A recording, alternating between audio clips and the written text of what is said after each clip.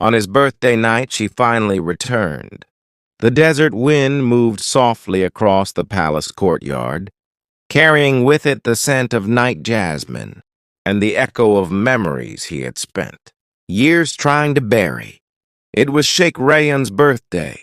Another year, another celebration, another night where everyone expected him to smile, laugh, and pretend that his life was whole. But he knew the truth. He had not felt whole in 7 years, not since the woman who once owned his heart disappeared without a trace. Inside the grand hall, music flowed like silk across the marble floors. Lanterns glowed golden, casting warm shadows against the curved arches. Guests from every corner of the region had gathered, their voices rising in admiration for the young ruler whose strength and compassion had shaped the city. Yet Sheikh Rayyan felt none of it. He stood at the balcony overlooking the silent dunes, far from the noise, far from the lights, far from the world that thought he had moved on. He hadn't. Every birthday night he waited. Every birthday night he hoped. Every birthday night he wondered if destiny would return the woman fate had stolen from him. Tonight, the moon was brighter than usual, an ivory shield in a sky washed with stars. It reminded him of her eyes, the way they used to soften whenever she said his name. He could still hear her voice telling him she would come back, that her disappearance was not a goodbye. But 7 years had passed, and life was not kind to those who waited too long.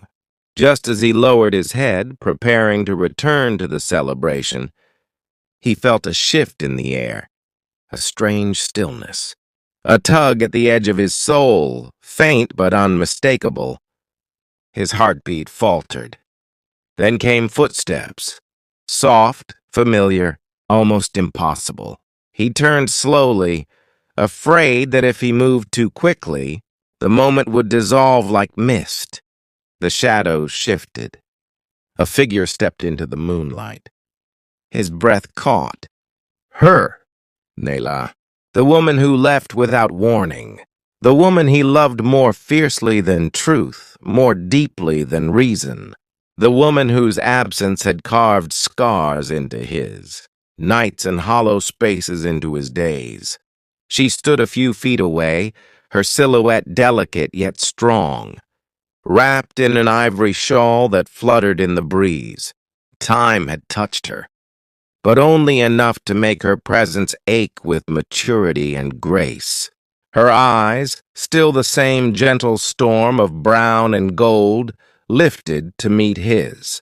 He whispered her name before he even realized he was speaking. Nayla? Her lips trembled, but she didn't step forward. That alone shattered him, because once she ran to him faster than the wind. Rayyan, she said, her voice soft, carrying years of silence. I didn't know if you would want to see me. He let out a breath that wasn't just air. It was 7 years of pain. I waited, he whispered. Every birthday, I waited. A tear trailed down her cheek. She brushed it away quickly, as if afraid it would expose too much. I never.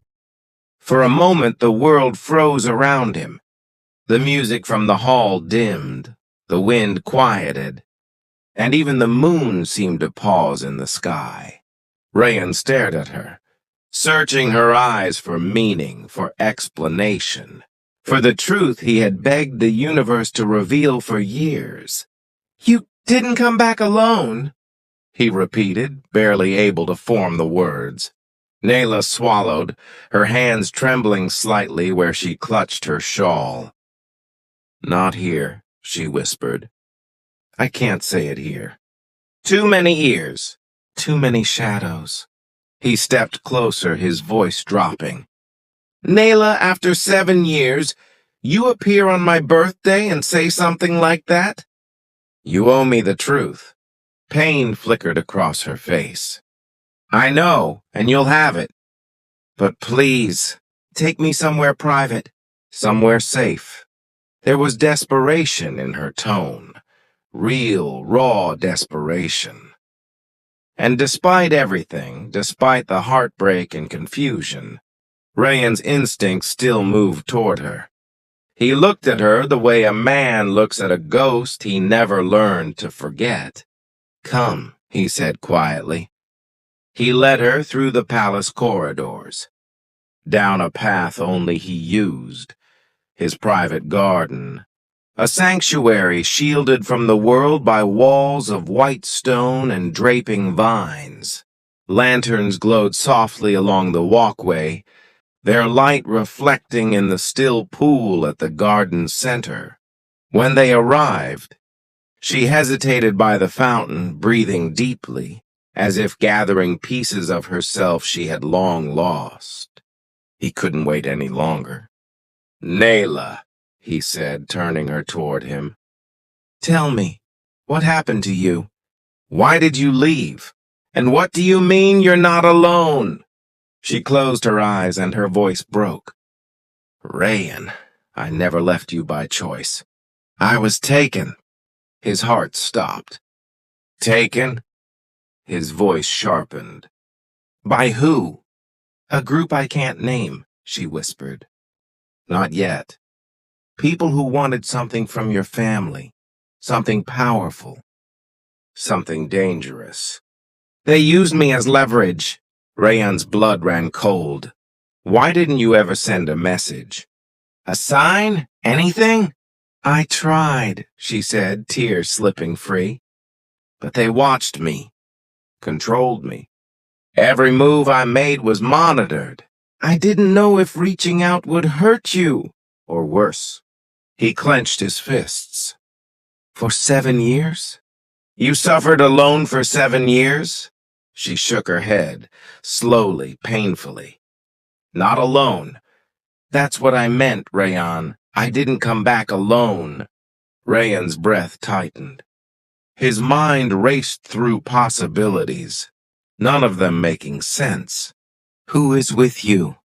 Tears glimmered in Nayla's eyes as she held her trembling hands together. "Someone who needed protection. Someone I had to keep safe at all costs." "Who?" he demanded softly. She looked up at him, her voice barely a whisper. "Your daughter." The air left his lungs in an instant. "My what?" "Your daughter," she repeated, breaking down. "Our daughter, Rayan. The night before I was taken, I found out I was pregnant.